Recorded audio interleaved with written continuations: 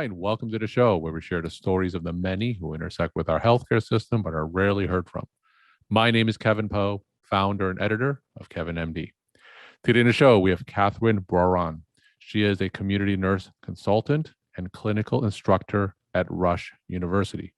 She wrote the Kevin MD article, 5 Myths About Compassion and Patient Rapport Building in Healthcare. Katherine, welcome to the show. It's a pleasure to be with you. Thank you so much for having me. So we'll get into your article in a little bit, but first off, can you share your story and journey to where you are today? I'm a nurse. I got my master's degree over at Rush University, and it was actually a non-traditional route. I actually got my bachelor's degree in anthropology from San Jose State over here in California. And I actually wanted to go into research. I thought I wanted to do, bioanthropology, study human evolution, but I just kind of, interfacing with the healthcare system, I was able to, really see what nurses and doctors do and have that practical application of the, science and just kind of the art of being a clinician and how practical that is. So that really kind of drew me to the field of nursing. Now, over the last 18 to 19 months of the pandemic, how has that affected your role as a community nurse consultant? And perhaps maybe you could share a story or a case study that really paints a picture of what you're seeing every day. So much of my work with patients is through communication. So obviously the things that we say, the verbiage that we use, also such a big component of communication is nonverbal. This kind of concept of paralinguistics, it's such a big component of that. And having to don our PPE has created a bit of a barrier in terms of transmitting what I'm trying to say and connecting with my patients. So, the PPE has been pretty cumbersome in that regard. And so actually, the brief window when we were able to be unmasked, outdoors or where, depending on the setting, for some of my patients, it was a big shock to them. They actually didn't even recognize who I was. At some point, I had to kind of start from square one a little bit with some of my patients because they didn't even recognize who I was. And trust and rapport building is so important in my practice. So that part was really tough. When you were donning PPE and patients can only see your eyes, what are some of the things that you did to really build that trust and build that connection with patients, even under layers of PPE? That's such a good question. A lot of it is body language and intonation. So obviously, the way that we communicate through facial expression, it transmits so much of what you're trying to say and the tone.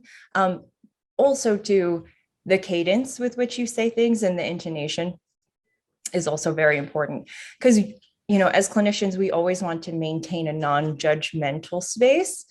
So our patients can trust us and tell us what we need to help them. And a lot of it is body language, a lot of eyebrow movements.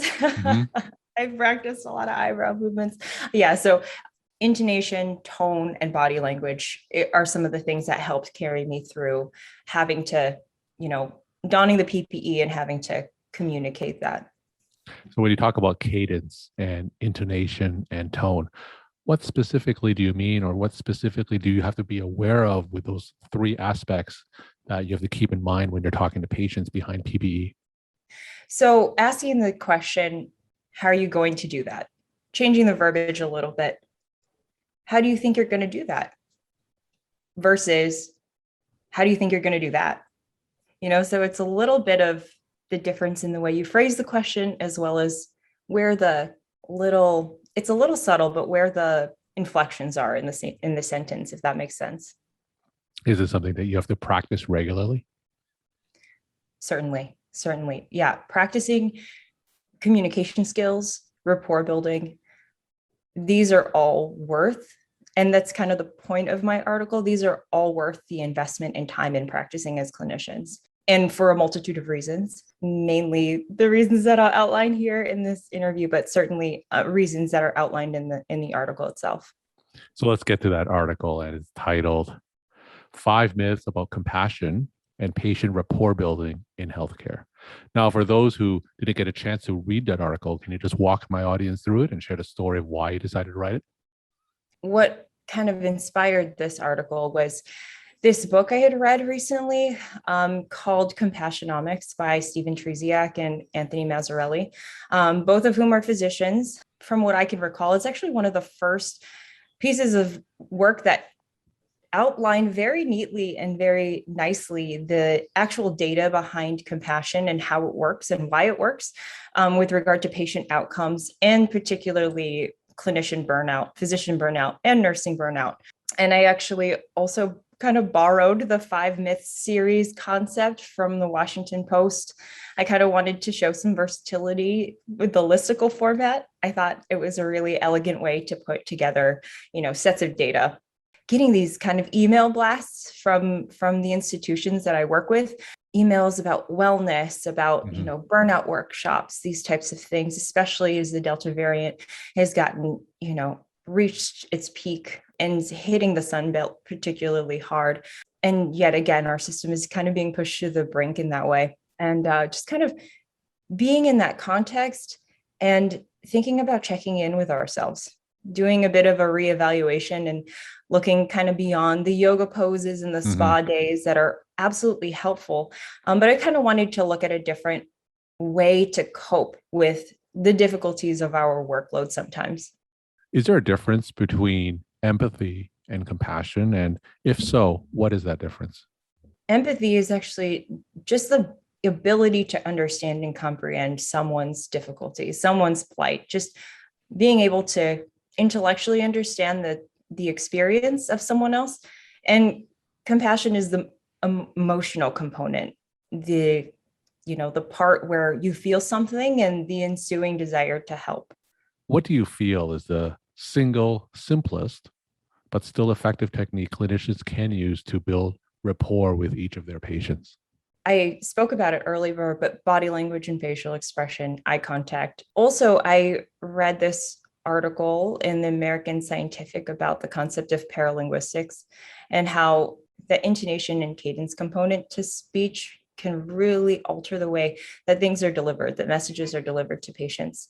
And a lot of my work in community nursing is to be able to educate and sway hearts and minds sometimes. That's kind of one of the greatest challenges in community nursing in general. So tell me right now some of the situations that you're seeing as a community nurse, because I know we're talking right now at the end of August, and there is some vaccine hesitancy among some segments of the population. Are those some of the cases that you're seeing right now?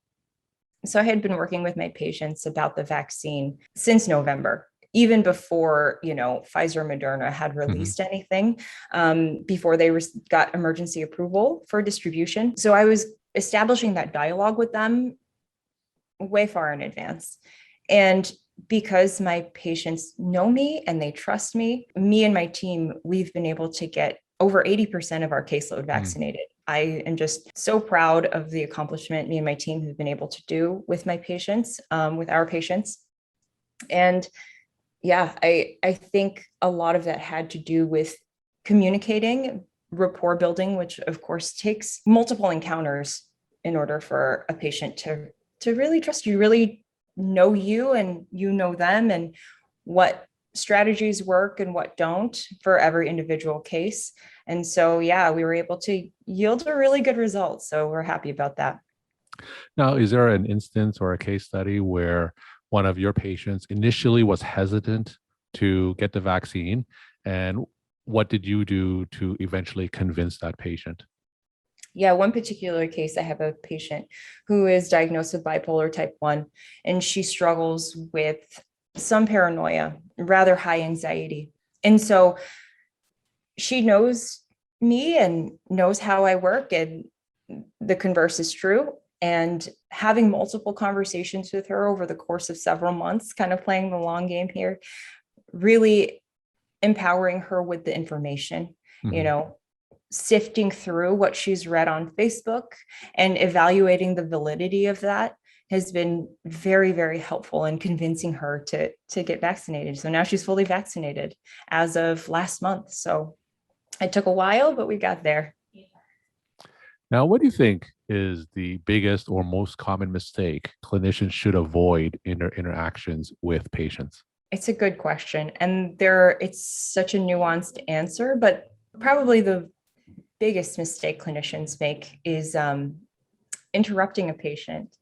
So in my article, I wrote about a study that was published in the Journal of General Internal Medicine. And the median time it took for a physician to interrupt a patient was 11 seconds. So that's quite short. Nurses do it too. We all do it. We're tired. We've gone from patient to patient doing all the things we need to do throughout the day.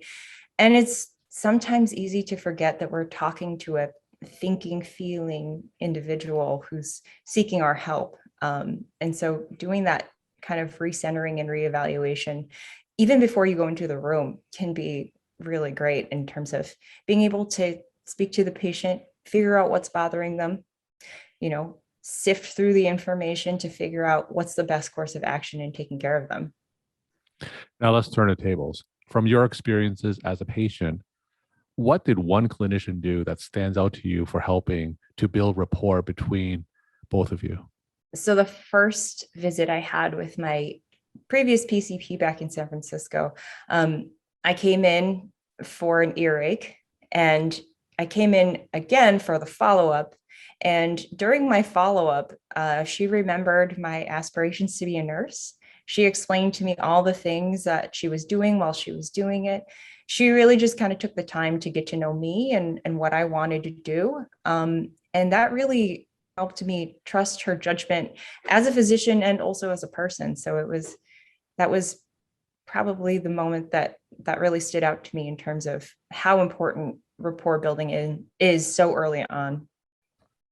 Now, what got you interested in rapport building in patient care? Was there an experience, even if it was a negative one, that motivated you to focus on rapport building between clinicians, nurses, and patients? I work with a vulnerable, underserved population, all of whom suffer from conditions and circumstances that would, make vaccine hesitancy a very real and enduring obstacle and barrier to getting my patients vaccinated. Through rapport building, as I had said before, playing that long game in terms of trying to sway their hearts and minds about the vaccine, my team and I were able to get such a great turnout, over 80% vaccinated in our caseload.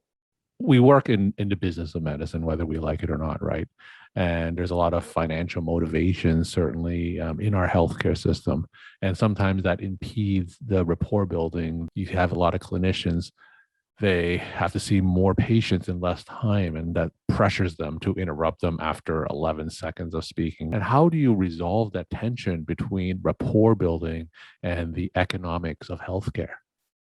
So in the book I mentioned, Compassionomics, the authors performed a systematic review of the literature and found some very compelling evidence for the correlation of high compassion, high quality of care. Unfortunately, the inverse of that is also true. There's unfortunately so much more data to back that up in terms of, low compassion, low quality of care. And to this point, CMS adjusts hospital reimbursements based on rate of error. They also reward hospitals who have the fewest amount of errors. HCAHPS, patient experience surveys also affect Medicaid and Medicare reimbursement. Another reason is litigation. Physicians who are perceived to be compassionate just get sued less. Nurses, to a lesser extent, of course. And just kind of to follow up to your second question, how do you resolve that?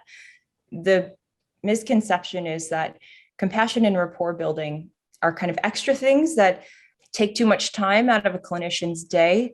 But really, we're talking about, when we think about 40 seconds to transmit compassionate care, to allow the patient to finish their primary concern, allowing the patient a few minutes to really talk about their, primary concern. We're talking maybe 2, 3, 5 minutes, and just letting the patient finish their story is such a big deal, and allowing them to let you know exactly what's going on with them. So one of the other things that's also brought up a lot is the concept of nurse and clinician burnout, right? And you, of course, mentioned how compassionate care not only helps the patient, but also helps doctors and nurses as well. Could you tell us more about your experience or the experience of others with burnout and finding meaning in their daily tasks, and how can compassion help in that regard? So the first time I ever experienced burnout was in nursing school. A mentor of mine, we were talking through it and she just kind of put a name to it. She said, "It sounds like you're burnt out." And so more recently, in working as a nurse in the community, I felt it kind of culminating again. My patients, of which I have plenty of typically, began to wane a bit. I felt myself getting a little more irritable over things that I typically wouldn't get irritable about. Luckily, I caught it, in my day to day. I caught how I was feeling and I caught it before it really started to affect my work. So, I have some wonderful colleagues and mentors right now. Bouncing ideas off of them and doing a check-in with myself really helped balance it all out. We as healthcare workers and clinicians, we're tasked with actively treating and preventing and protecting our patients from harm. And it's an important role. And sometimes it's a really heavy one. And I think it's important for us to, take a step back and remember that we're really making a difference in someone's life, often for the better.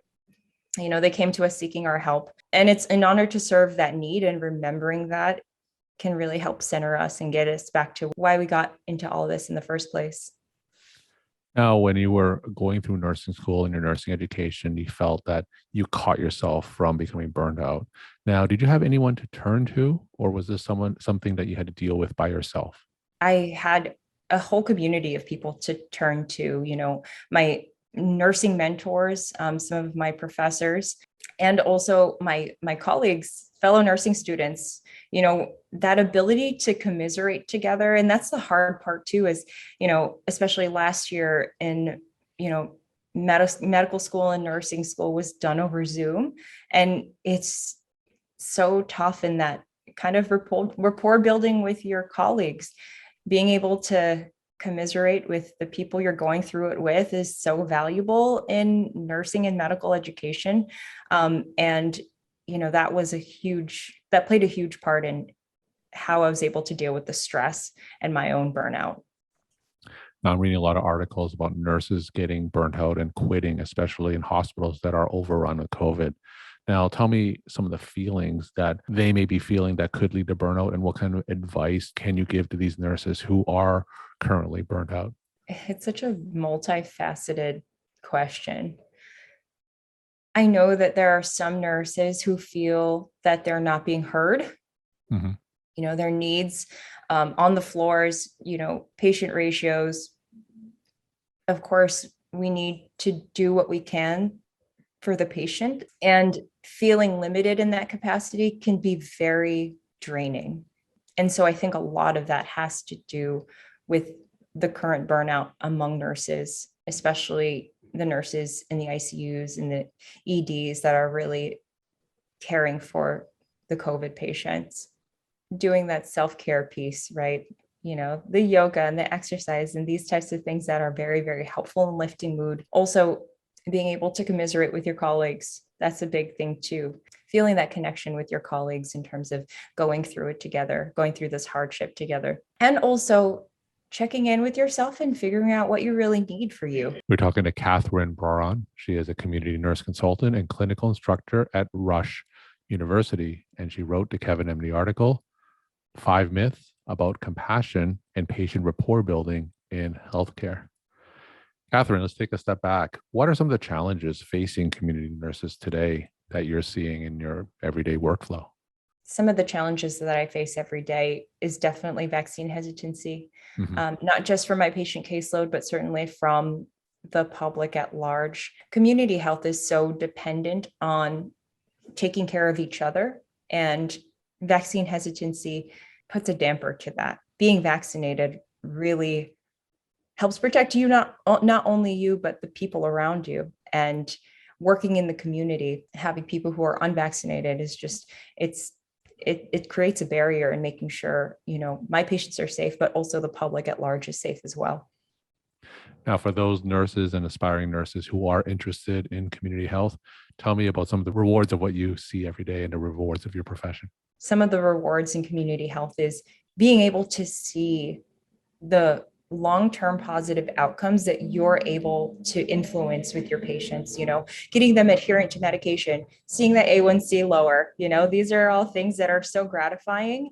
And the model of care as a community nurse to be able to interface with your patient over a long period of time is such a unique perspective in healthcare, and also such a needed and effective one. And what kind of advice would you like to give nurses, clinicians, and medical students about compassion and rapport building? First of all, first things first, listen to your patients. Don't just hear them. Ask follow-up questions. Be curious about your patient. The simple act of summarizing what your patient has just said to you can be extremely powerful. It can allow patients to know that they're being heard, and it enables both the clinician and the patient to just be exactly sure that the message being transmitted is intended, and all things are clear in terms of what the patient came in for, what kind of challenges they're having, and how you can help navigate that. And my final question, what's your take-home message that you want to leave with the Kevin MD audience? So compassion and rapport building doesn't just benefit our patients. It also helps protect us from compassion fatigue and burnout. And the data bears this out. Just like any good evidence-based intervention, it's definitely worth practicing. Katherine, thank you so much for sharing your time, insight, and stories. And thanks again for being on the show. Thank you so much for having me. It's been a pleasure.